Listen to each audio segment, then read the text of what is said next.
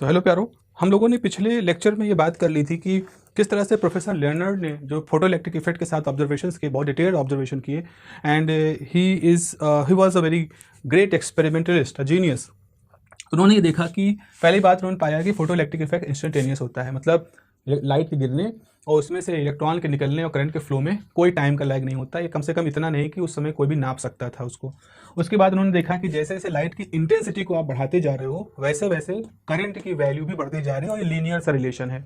उसके बाद फिर उन्होंने देखा कि हम अपने अपरेटस में एक स्टॉपिंग पोटेंशियल की वैल्यू निकाल सकते हैं। जैसे इसका नाम है स्टॉपिंग पोटेंशियल, मतलब ये वो पोटेंशियल की वैल्यू है जो निकलने वाले फोटो इलेक्ट्रॉनों को सामने वाले इलेक्ट्रोड पे जाने से रोकता है। मतलब आप सामने वाले इलेक्ट्रोड पर अगर आपने नेगेटिव पोटेंशियल लगा दिया, एक ऐसा पोटेंशियल लगा दिया जिसके लगते ही करंट ना बहे, यानी इलेक्ट्रॉन ना पहुंचे, और जरा सा आपने उस वैल्यू से पोटेंशियल कम किया, करंट बहना शुरू हो गई, यानी इलेक्ट्रॉन पहुंचना शुरू हो गए। तो स्टॉपिंग पोटेंशियल कैसे समझिए, stopping potential corresponds to the kinetic energy of the highest moving photo electron. जो सबसे तेज एनर्जी का, सबसे ज्यादा एनर्जी का फोटो इलेक्ट्रॉन निकल रहा है, उसको रोकने के लिए जितनी इलेक्ट्रिकल एनर्जी चाहिए और उस इलेक्ट्रिकल एनर्जी कॉरेस्पॉन्डिंग जो पोटेंशियल होता है that is the stopping potential.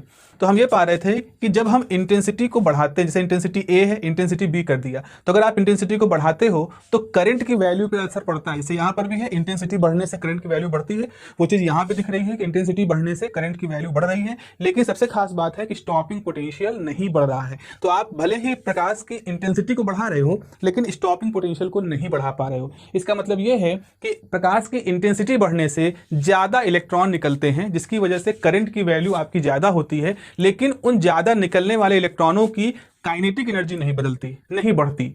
इसीलिए उन सभी इंटेंसिटी पर निकलने वाले फोटो इलेक्ट्रॉन को हम एक ही स्टॉपिंग पोटेंशियल से रोक सकते हैं। स्टॉपिंग पोटेंशियल सेम है, मतलब इंटेंसिटी कुछ भी हो, हमारा जो पोटेंशियल है वो इतना पर्याप्त है कि हर इंटेंसिटी से निकलने वाले इलेक्ट्रॉनों को रोक सकता है।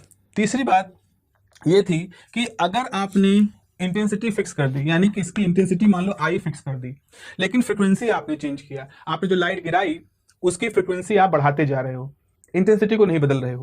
फ्रीक्वेंसी बढ़ाने का एक मतलब समझ लो, मान लीजिए आपने लाल रंग का प्रकाश लिया, फिर पीले रंग का प्रकाश लिया, फिर हरे रंग का प्रकाश लिया, तो आप अगर लाइट की इंटेंसिटी को चेंज कर, लाइट की इंटेंसिटी को फिक्स करके उसकी फ्रीक्वेंसी या वेवलेंथ कह लो को अगर आप चेंज कर रहे हो, तो ऐसी स्थिति में हम देखते हैं कि जितनी ज्यादा आपके लाइट की फ्रीक्वेंसी होगी उसके लिए स्टॉपिंग पोटेंशियल उतना ज्यादा होगा। इसका फिजिकल मतलब ये निकल के आता है कि अगर आप एक ऐसा प्रकाश लेते हो जिसकी फ्रीक्वेंसी काफी ज्यादा है, तो वो प्रकाश जब फोटो इलेक्ट्रॉन बाहर निकालेगा तो उस निकलने वाले फोटो इलेक्ट्रॉन की ऊर्जा और ज्यादा बढ़ जाएगी। ताकि उसको रोकने के लिए हमें पहले से ज्यादा स्टॉपिंग पोटेंशियल लगाना पड़ेगा। अगर आपने फ्रीक्वेंसी कम कर दी तो स्टॉपिंग पोटेंशियल भी कम हो गया, मतलब निकलने वाले प्रकाश की ऊर्जा कम हो गई होगी, इसीलिए अब उसको रोकने के लिए कम पोटेंशियल की हमको आवश्यकता है। तो इंटेंसिटी पे नहीं डिपेंड कर रहा है स्टॉपिंग पोटेंशियल, बल्कि वो फ्रीक्वेंसी पे डिपेंड कर रहा है। और यहाँ पर इंटेंसिटी पे नहीं डिपेंड कर रही है करंट, बल्कि वो फ्रीक्वेंसी पे नहीं डिपेंड कर रही है करंट, बल्कि वो इंटेंसिटी पे डिपेंड कर रही है। कुछ अजीब से रिजल्ट थे।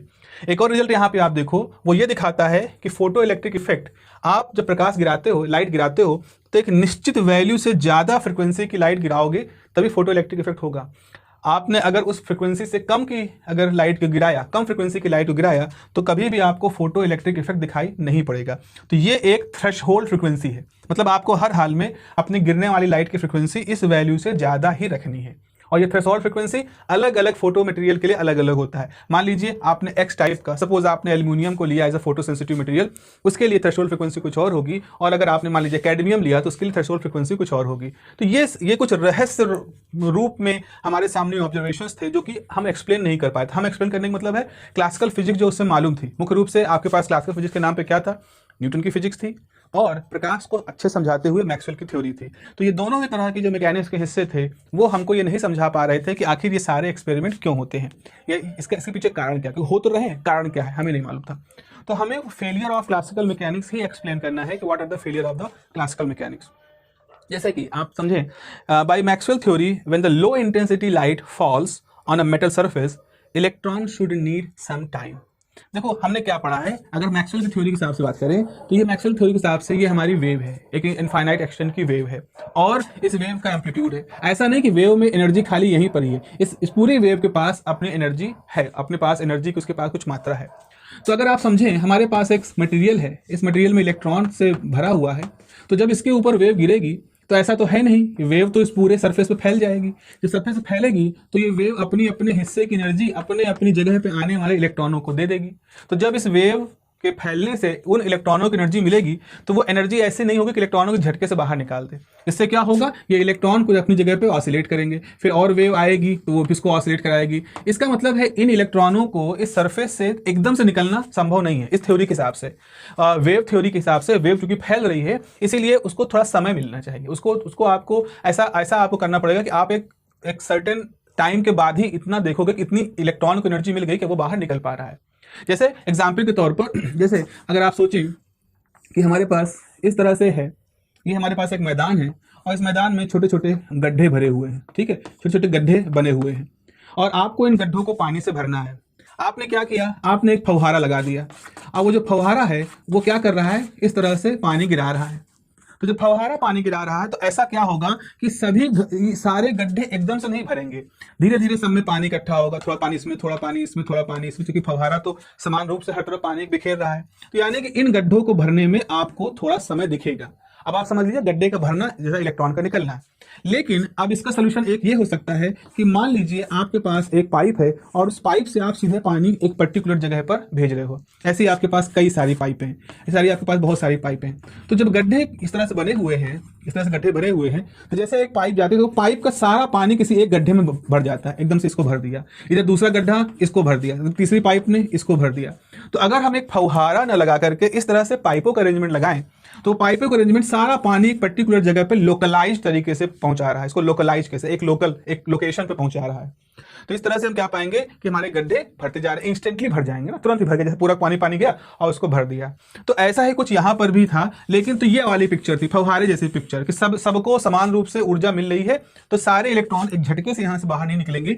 इलेक्ट्रॉन अगर यहाँ निकलना भी चाहेंगे तो उसमें काफी समय लगेगा। कुछ लोगों ने जब कैलकुलेशन किए तो ये पाया कि इसमें तो हो सकता है 1 साल तक का भी समय लग जाए, कुछ मटेरियल और कुछ फ्रिक्वेंसी पर। तो इसीलिए bye Maxwell theory, when low intensity light false on metal surface, electron should need some time to absorb enough energy before being ejected, बाहर निकलने के लिए। But experiment shows that photo emission is instantaneous। लेकिन प्रयोग तो ये दिखा रहे थे कि फोटो एमिशन की घटना यानी इलेक्ट्रॉनों के निकलने की घटना तो तात्कालिक होती है, इंस्टेंटेनियस होती है। तो पहला तो ये प्रॉब्लम था, थ्योरी के हिसाब से कुछ और होना चाहिए पर एक्सपेरिमेंट कुछ और दिखा रहे थे।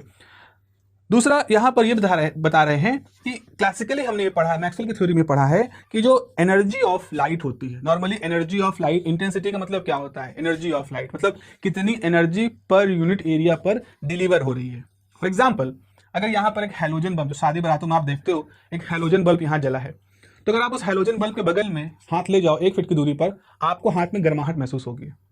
लेकिन जैसे अभी यहाँ एक ट्यूबलाइट लगी है, इससे 1 फीट की दूरी पर हम हाथ लगाए हैं, हमें कोई भी किसी तरह की कोई गर्माहट महसूस नहीं हो रही है, क्योंकि इसमें से निकलने वाली इंटेंसिटी कम है। तो इंटेंसिटी के समान रूप से जो गर्माहट से हम ये इस बात का हमें एहसास होता है कि ये तो हम किसकी बात कर रहे हैं, ऊर्जा की बात कर रहे हैं। तो क्लासिकली क्या होता है, classically energy of light depends on its brightness या intensity. So a more intense light should give more energy या मोर एनर्जेटिक इलेक्ट्रॉन्स। तो अगर आपके पास ज्यादा इंटेंसिटी की लाइट है तो इसका मतलब ज्यादा एनर्जी की लाइट है, तो ज्यादा एनर्जी की लाइट है और वही लाइट की वजह से इलेक्ट्रॉन बाहर निकल रहे हैं। तो law of conservation of energy ये कहता है कि अगर ज्यादा एनर्जी की लाइट मटेरियल में जा रही है तो ज्यादा एनर्जी के फोटोनों को भी बाहर निकलना चाहिए। तो वही लाइन लिखा है कि light should give more energetic या faster electron, but energy of photo electron depends on the frequency not intensity. लेकिन हमने देखा ये कि वो जो एनर्जी है, निकलने वाले इलेक्ट्रॉनों की एनर्जी, वो फ्रीक्वेंसी पे डिपेंड करती है। कैसे पता चला हमें उनकी फ्रीक्वेंसी डिपेंड करती है? क्योंकि उन इलेक्ट्रॉनों को रोकने की कोशिश की तो अगर हमको ज्यादा पोटेंशियल लगाना पड़ रहा है, स्टॉपिंग पोटेंशियल, मतलब आने वाले इलेक्ट्रॉन ज्यादा एनर्जी के हैं, अगर उनको हमें कम पोटेंशियल लगाकर रोकना पड़ रहा है इसका मतलब वो कम एनर्जी के हैं। तो हमने पाया ये दूसरे पॉइंट में मैंने ये बताया आपको कि क्लासिकली इंटेंसिटी ऑफ लाइट ही उसकी एनर्जी का पैमाना होता है।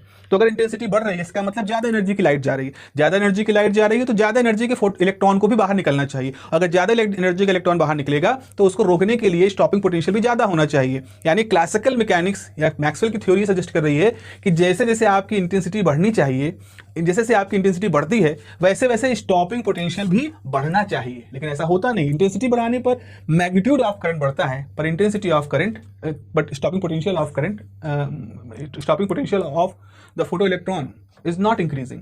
दिस इज समथिंग जो कि समझ नहीं आ रहा था। फिर तीसरा है any frequency of light intense enough should eject photo electron because energy is present.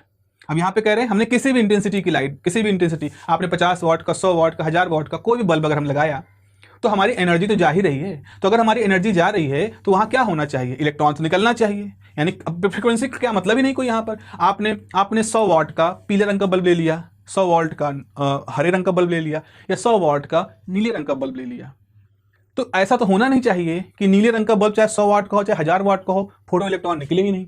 लेकिन जैसे आप पीला बल्ब यूज करते हो, फोटो इलेक्ट्रॉन निकलना शुरू हो जाते हैं। ऐसा तो नहीं होना चाहिए ना। किसी भी इंटेंसिटी की लाइट हो, अगर लाइट है तो ऊर्जा जा रही है तो इलेक्ट्रॉनों को निकलना चाहिए। लेकिन यहाँ ऐसा नहीं दिख रहा था।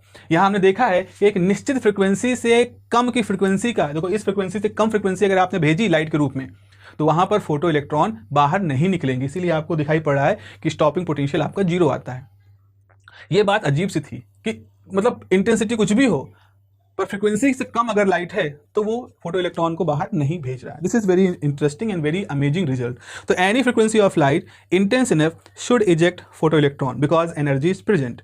Experimentally there is a minimum frequency, ये वाली frequency, experimentally there is a minimum frequency value called the threshold frequency below which no photo electron emitted and no matter how bright the light is. कितना भी bright हो आपका light, इससे कोई फर्क नहीं पड़ रहा है, फोटो इलेक्ट्रॉन बाहर नहीं निकल रहे थे। This is against the classical mechanics. इसके बाद एक और पॉइंट है कि energy of ejected photo electron depends only on light frequency. हमने ये पाया कि जो निकलने वाले इलेक्ट्रॉन हैं उनकी जो फ्रीक्वेंसी, उनकी जो एनर्जी है वो किस पर डिपेंड कर रही है, फ्रीक्वेंसी पर। इस रिजल्ट से देखा कि निकलने वाले इलेक्ट्रॉनों की एनर्जी उसकी फ्रीक्वेंसी पर डिपेंड कर रही है।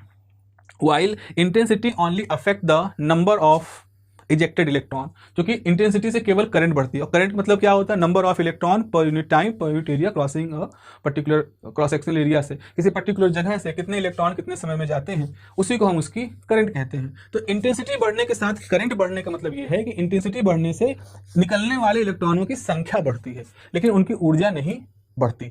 लेकिन इसमें यह दिखा रहा है कि अगर आप फ्रीक्वेंसी इंटेंसिटी को फिक्स रखे हैं, फ्रीक्वेंसी को बढ़ा रहे हैं, तो निकलने वाले इलेक्ट्रॉनों की संख्या तो फिक्स है, लेकिन उनकी ऊर्जा फ्रीक्वेंसी के साथ बढ़ती जा रही है। इसीलिए आपका स्टॉपिंग पोटेंशियल फ्रीक्वेंसी बढ़ने के साथ बढ़ता जा रहा है। तो ये आपका ये भी क्लासिकल मैकेनिक्स में फ्रीक्वेंसी का रोल समझ में नहीं आ रहा था। सो इस तरह से ये जो फेलियर था, आइंस्टीन जब ये फेलियर देखा, लेनार्ड के एक्सपेरिमेंट को देखा गया, और लेनार्ड एक बड़े आदमी थे उस समय, और वो जीनियस जर्मनी के सबसे बड़े वैज्ञानिकों में उस समय फिलिप लेनार्ड को देखा जा रहा था, और बड़े प्रतिष्ठित व्यक्ति थे।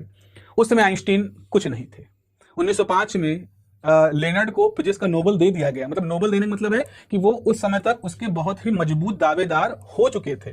वो बहुत ही मजबूती से उसको पेश कर रहे थे कि भाई अब देखो मैं इसका दावेदार हूँ, इनके प्रयोगों की वजह से इनको पुरस्कार देना चाहिए।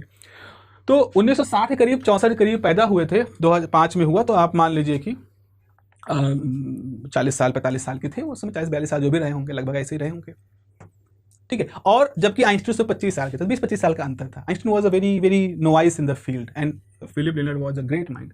बट समय के साथ जैसे जैसे आइंस्टीन अपनी फील्ड में आते हैं, वो और तेजी से बढ़ना शुरू हो जाते हैं, उनकी प्रसिद्धि बहुत तेजी से बढ़ना शुरू हो जाती है। ये बात लेनार्ड को शायद व्यक्तिगत रूप में बड़ी खलती है। और लेनार्ड शुरुआत में तो वो आइंस्टीन के साथ बड़े अच्छे उनके ताल्लुकात होते हैं। जब आइंस्टीन का फोटो इलेक्ट्रिक इफेक्ट का पेपर आता है तो लेनार्ड उनको बधाई भेजते हैं कि आपने बहुत अच्छे तरीके से इसको लिखा, मेरे किए हुए काम को आपने इतने अच्छे जस्टिफाई किया। He was an egoist person, egoistic उनके अंदर बहुत एटीट्यूड था कि आपने ऐसा काम किया, this is a great thing, ऐसा उन्होंने बताया। लेकिन जैसे जैसे आइंस्टीन आगे बढ़ते जाते हैं, photo electric effect, general theory of relativity और भी इस तरह की चीज़ें बताना शुरू करते हैं, तो लेनार्ड उनके ऊपर एक आरोप लगाते हैं कि आइंस्टीन जो है वो बेमतलब के कॉम्प्लिकेटेड मैथमेटिकल तरीकों और कॉम्प्लिकेटेड थ्योरेटिकल थॉट्स के थ्रू फिजिक्स की दुनिया को बदसूरत करते जा रहे हैं, उसको मतलब अच्छा नहीं बना रहे हैं उसको। क्योंकि physics is an experimental science, क्योंकि वो खुद एक्सपेरिमेंटलिस्ट थे। और ये एक बहुत, और इसको इस तरह से आइंस्टीन बर्बाद नहीं कर सकते। लेकिन आइंस्टीन का दूसरा तर्क था, वो कहते थे कि why are you categorizing the physics as a theoretical experimental. ये तो नेचर का विज्ञान है। अगर नेचर का विज्ञान हमको गणित के इक्वेशन से समझ में आ रहा है तो हम गणित के इक्वेशन से समझेंगे, हमें जिस तरह समझ में आएगा हम उस तरह से समझेंगे। और उनका क्वांटम मैकेनिक्स में काम करना, सपोर्ट करना, इस तरह के यूनिक थॉट्स को प्रमोट करना, ये सब लेनार्ड को बहुत ही ज़्यादा एक तरह से उनको चिढ़ रहे थे इससे। और धीरे धीरे लेनार्ड और आइंस्टीन के बीच में एक कड़वाहट बढ़ती गई। और ये दुनिया की कुछ ऐसी दुर्भाग्यपूर्ण घटनाओं में माना जाता है कि दो जीनियस पर्सन अपने समय के, उन दोनों में एक बड़ी कड़वाहट आ गई आखिर जाते जाते, जहां वो आइंस्टीन ने भी कुछ कठोर शब्दों का इस्तेमाल किया लेनार्ड के खिलाफ। और लेनार्ड तो खैर करते ही रहते थे आइंस्टीन के खिलाफ इस तरह की बातें। तो खैर अल्टीमेटली इस घटना से हमको सिर्फ ये समझ में आता है कि वैज्ञानिक भी, फिजिसिस्ट भी मानवीय कमजोरियों के तहत ही रहते हैं। भले वो बड़े अच्छे अच्छे विचारों का पालन करते हैं, बड़े अच्छे अच्छे विचार उनके होते हैं, बहुत ही यूनिक समय से आगे सोचते हैं, लेकिन कई बार ऐसी एक ईर्ष्या, एक दूसरे के तरक्की से जलने की जो स्थिति होती है, या एक दूसरे के साथ बात विवाद करने की और ईगो को ले लेने की, और इस तरह की जो स्थितियाँ होती हैं वो भी वहाँ पर भी होती हैं। सो ये एक संदर्भ है इस फोटो इलेक्ट्रिक इफेक्ट के साथ, जिसमें आइंस्टीन का भी नाम आता है और द ग्रेट लेनर्ड का भी नाम आता है। तो जब ये फेलियर्स आ गए तो आइंस्टीन को प्रमोट, मतलब आइंस्टीन जब सोच रहे थे इस विषय में, उन्होंने सोचा कि आखिर सर क्या, कैसे इसको समझाया जा सकता है, क्लासिकल मैकेनिक्स में तो कुछ हो नहीं रहा है, now what should we think. तो उनको पता चला, उन्होंने देखा, उनका लिटरेचर में पढ़ते रहते थे, उनका एक अच्छी कम्युनिटी थी। आइंस्टीन जब एज अ पेटेंट क्लर्क काम करते थे तो उस समय भी उनकी एक समुदाय था, उनके भी विज्ञान के विषय के जो काम करने वाले लोग थे उनका एक समुदाय था, और एक बुक क्लब चलाते थे। बुक क्लब का मतलब ये होता था कि सब लोग किताबें पढ़ते थे, एक दिन इकट्ठा होते थे और अपने द्वारा पढ़ी गई किताबों को वो उस क्लब में, उस मीटिंग बताते थे, चर्चा करते थे, उसमें बताए गए विचारों को समझते थे। ऐसे बुक क्लब था, एक लिटरेरी क्लब था उनका। तो आइंस्टीन वॉज वेल अवेयर कि एक समस्या क्लासिकल मैकेनिक्स में थी, जो ब्लैक बॉडी स्पेक्ट्रम समझाया नहीं जा पा रहा था। उस ब्लैक बॉडी स्पेक्ट्रम को न समझाए जा पाने के बाद कैसे प्लांक ने कुछ मैथमेटिकल ट्रिक अपनाई और ब्लैक बॉडी स्पेक्ट्रम को एक्सप्लेन कर दिया। मतलब उन्होंने क्लासिकल मैकेनिक्स से एक दूसरा बच करके एक नया रास्ता खोजा और उस नए रास्ते से ब्लैक बॉडी स्पेक्ट्रम को समझा दिया। और यहाँ पर भी वही समस्या हो रही थी, क्लासिकल मैकेनिक्स से ये सब एक्सप्लेन नहीं हो पा रहे थे। तो आइंस्टीन ने स्वभावतः उसको सोचा कि क्यों ना जिस रास्ते से प्लांक ने बच करके क्लासिकल मैकेनिक्स से रूलों को बच करके उन्होंने ब्लैक बॉडी स्पेक्ट्रम समझा दिया, अगर उसी रास्ते को मैं भी अपनाऊं तो क्या मैं फोटो इलेक्ट्रिक इफेक्ट को एक्सप्लेन नहीं कर सकता। और बिल्कुल ऐसा ही हुआ। आइंस्टीन ने उसी कॉन्सेप्ट को यूज किया और उस कॉन्सेप्ट को यूज करके उन्होंने इलेक्ट्रोमैग्नेटिक वेव के क्वांटाइजेशन, एनर्जी क्वांटाइजेशन का कॉन्सेप्ट दिया, प्लांक का फॉर्मूला अडॉप्ट किया, और जैसे ही वो इस चीज़ को अप्लाई करते हैं इमीडिएटली बहुत ही सिंपल फिजिक्स की सिर्फ law of conservation of energy का इस्तेमाल करके फोटो इलेक्ट्रिक इफेक्ट की पूरी मिस्ट्री सॉल्व हो जाती है। और इस तरह से आइंस्टीन को ये श्रेय दिया जाता है कि उन्होंने फोटो इलेक्ट्रिक इफेक्ट का थ्योरेटिकल एक्सप्लेनेशन खोजा। ना केवल फोटो इलेक्ट्रिक इफेक्ट का थ्योरेटिकल एक्सप्लेनेशन खोजा, बल्कि प्लांक के फॉर्मूले को भी एक तरह से पुनर्जीवित किया। एक नई ब्रांच जो फिजिक्स की, फोटो इलेक्ट्रिक, एक क्वांटम मैकेनिक्स की जो नई ब्रांच है, उसको एक तरह से और मजबूती दी। और आने वाले समय में चाहे वो डिब्रॉय के रिलेशन की बात हो, चाहे वो आगे जाके कॉम्पटन के इफेक्ट की बात हो, चाहे वो बोहर का मॉडल हो, चाहे और भी जो आने वाले समय में जो खोजें होने वाली थी, उनके लिए एक आधारशिला तैयार कर दी। तो इस तरह से आइंस्टीन की जो थ्योरी है वो हमारी आधारशिला बनती है आने वाले समय में क्वांटम मैकेनिक्स को समझने के लिए। तो चलिए मिलते हैं अगले पार्ट में, जहां हम डिस्कस करेंगे कि what was the Einstein's theory for the photo electric effect. Have a nice day, take care, bye bye.